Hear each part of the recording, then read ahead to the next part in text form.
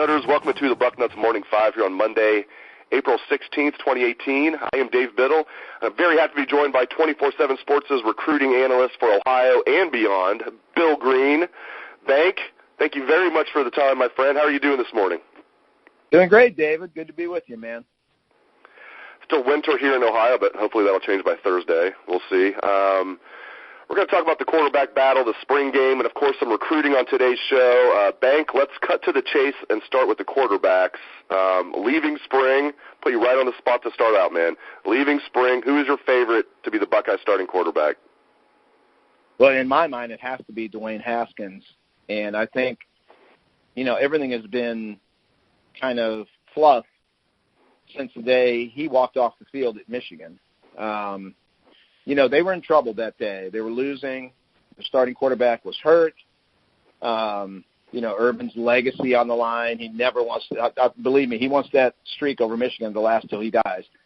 So there was a lot going on there, possible playoff berth. And who did he turn to in his moment of, trouble, stress, whatever you want to call it? He turned to Dwayne Haskins. Didn't turn to Tate Martell. Didn't turn to Joey Burrow. He turned to Dwayne Haskins. And the kid played great. And people that discount, what he did, I think are wrong. I think for not having any experience and then, go win the Michigan game when we're down by 6, in the third quarter, for him to come in and play the way he did, he's going to be the starting quarterback this year. That's the guy they went to when they were in trouble. He bailed their bacon out of the fire. I mean, it has to be him. And, I want to preface that by saying I love Joey Burrow. I mean, I love the kid, and I think he has a chance to be an NFL quarterback. I know his dad pretty well. Jimmy's a great guy, great family, so it almost pains me to say that, but it is what it is.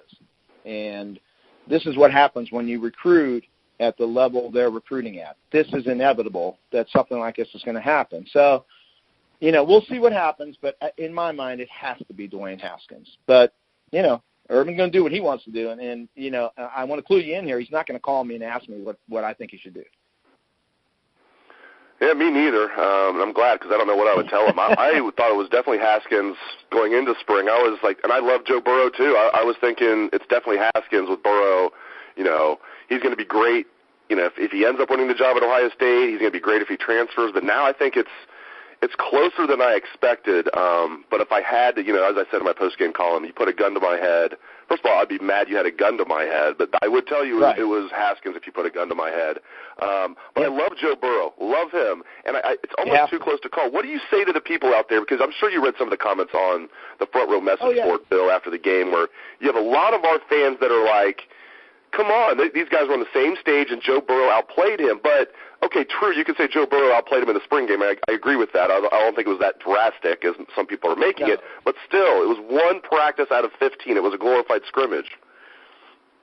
Well, it wasn't even that. I mean, it was a glorified two-hand tap with most of the good players not playing and makeshift offensive lines. And, I mean, come on. And I understand why the fans love the spring game.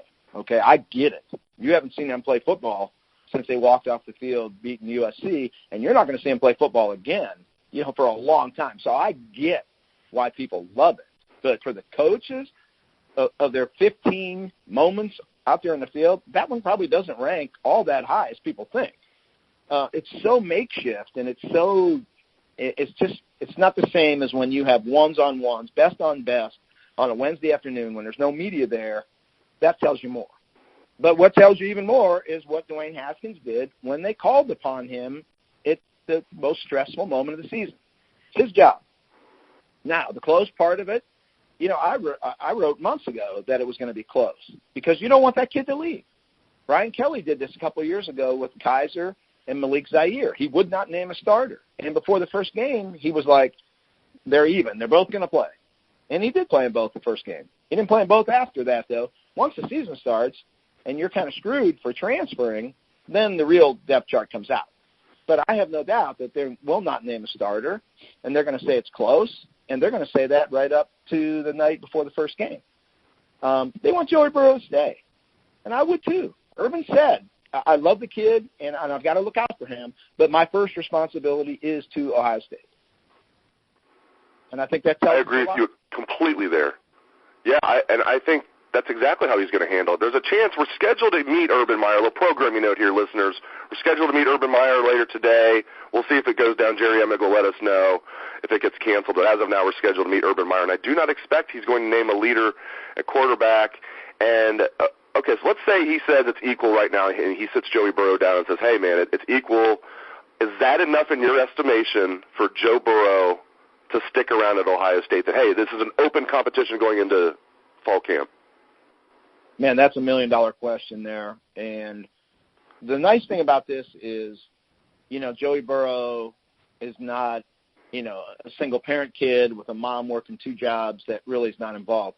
Joey Burrow's dad is a college coach. He's been through this 100 times. So Joey is going to get the best advice possible from his dad. And I don't know what that is. I always try to look at these things, maybe because I'm old, but I try to look at it as if it were my son. And Dave, I don't know what I would do. I mean, Joey Burrow loves Ohio State.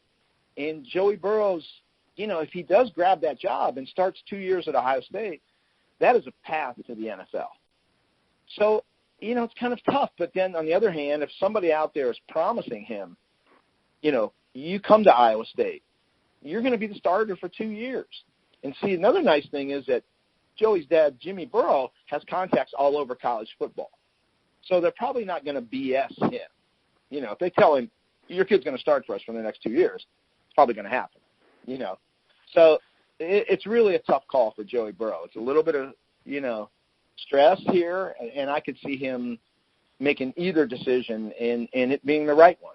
I mean, because he loves Ohio State, and this has been his dream since he was a little kid to be the starting quarterback at Ohio State University. So I don't know. I don't know what's going to happen. If I had to guess, and, if we, they take the gun away from your temple and put it in mine, I'm going to guess that the kid's going to go because I think the dad is going to look at this the way I look at this, that Dwayne Haskins proved himself on the field, on the road against Michigan, and that's going to trump everything we saw on the glorified scrimmage the other day. I could talk about the quarterbacks all day with you, but let's move on. And I think one other spring story that kind of got lost in the shuffle to some degree, not for the diehards out there, but Brady Taylor, fifth-year senior, has locked down the center job in my estimation. Urban Meyer pretty much said that after the spring game. He wasn't going to say he's definitely our center, no doubt about it, but he pretty much said that. And I think a lot of people were skeptical, Bank, entering spring, that maybe this was them throwing a bone to a fifth-year senior. He wasn't really going to be the starter, but local kid from here in Columbus, Bishop Reedy, wasn't a highly recruited kid. Kind of as the Buckeyes kind of got in on him late. I love stories like this, man. Ohio kid, and it looks like he's going to get his chance to start as a fifth-year senior. And he looked good in the spring game to me.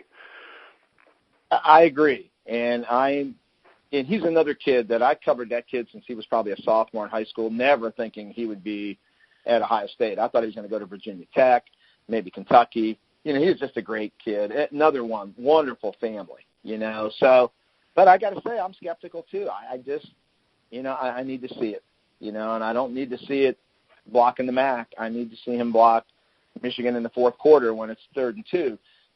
I hope it works for him because, like you said, this is a guy you root for. He's a great kid.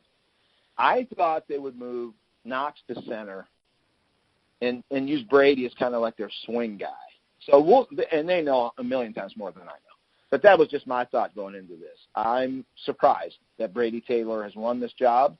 And, it's huge because this O-line is probably going to determine how this team does next year. I think there's question marks on the O-line where I don't think there are question marks at wide receiver or running back.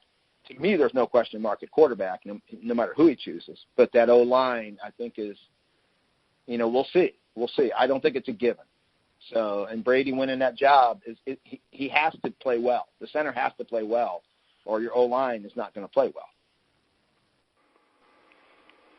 Let's hit on some recruiting. We'll get you out of here, Bank.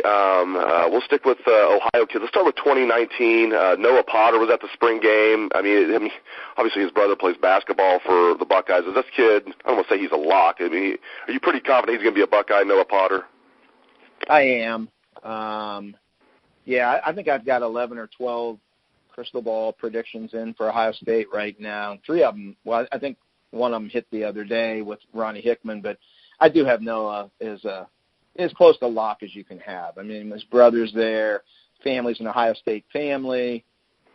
He fits the profile. I mean, I don't see where he would go that he could get out of his college experience that he's not going to get at Ohio State. So, and plus you throw in the fact that he his brother's there. I mean, it's a dream story. He's got a teammate going there in Ryan Jacoby. Mentor's a very Ohio State pro high school. I mean, it all adds up. I mean, I will be stunned beyond belief if Noah Potter isn't a Buckeye.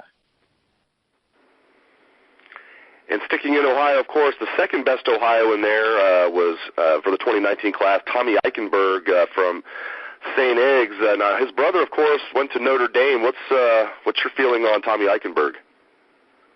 Tommy Eichenberg has grown up an Ohio State fan, and that is without question.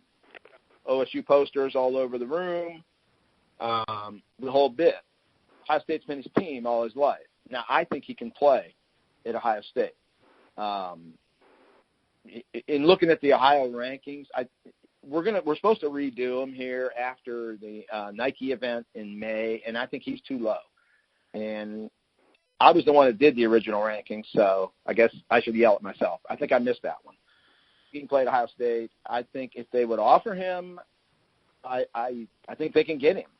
Notre Dame is bringing him in here soon. His brother is there. They haven't shown him a lot of love at all. Notre Dame has not.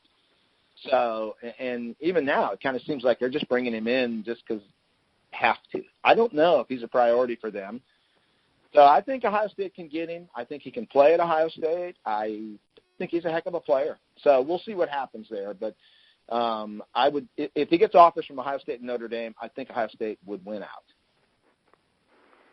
Last young man I want to ask you about, big-time player, number one player in the state of Ohio in the 2020 class, of course, Paris Johnson, already listed at 6'7", 275 pounds out of Cincinnati St. Xavier.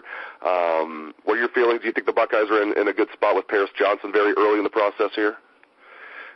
I think they are, but yet I think this is a recruitment that's going to go a while. I mean, he's already visited everybody in America, and I think that's going to continue.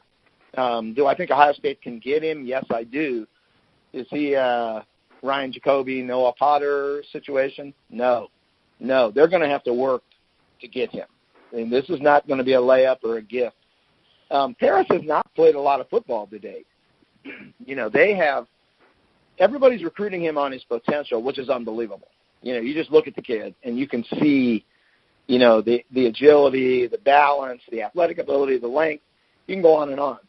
But he has not played a lot of football to date. So we'll see what happens with him. I think Ohio State is definitely in the mix, but boy, they can't sleep on this one and think, well, he's in the bag, so we can turn our attention somewhere else. They're going to have to recruit the heck out of him. Bill, that was a lot of fun. Your debut on Bucknuts Morning 5, you knocked it out of the park. I know we had you on the old radio show, but it's your first time on the podcast here, and you knocked it out of the park as I expected. Thank you so much for your time this morning. Hey, anytime, man. You let me know, and we'll do it anytime you need. Appreciate it, and I appreciate all the listeners out there for tuning into the show. I hope you have a great day. Let's hear that Buckeye swag, best damn band in the land.